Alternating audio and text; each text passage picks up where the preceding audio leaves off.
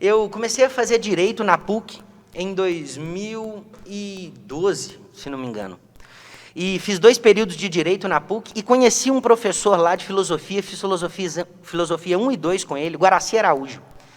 E eu me lembro exatamente um dia que eu estava em sala de aula e esse cara fez uma pergunta e que foi rapidamente respondida pelas pessoas.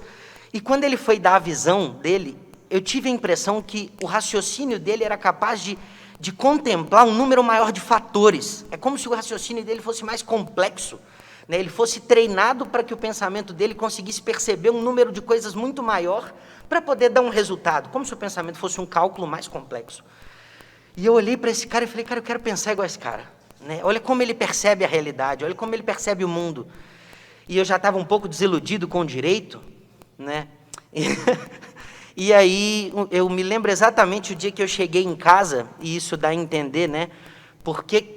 Quem sou eu, porque eu sou muito grato aos meus pais pela liberdade, pela experiência que eles deram aos filhos. Eu me lembro exatamente o dia que eu cheguei em casa e perguntei, falei, pai, vou sair do direito. Muito preocupado, né, dele me julgar, do que ia acontecer, né? A gente tem disso, a gente sofre essa opressão do que eu vou ser. Né? Com 17 anos você tem que decidir o que você vai ser. É mentira, tá, gente? Não tem, não.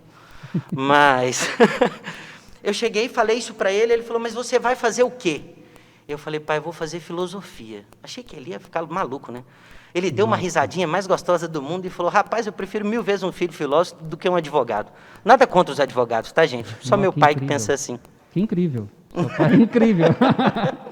Mas é por causa disso, sabe? Eu penso que a filosofia, ela traz para a gente um tipo de problematização, de reflexão, que muitas vezes a gente não faz uso. Geralmente a gente adere ao pensamento sem criticá-lo. E eu sempre tive essa coisa da crítica prévia, sabe? De ter que refletir sobre algo para me engajar naquilo.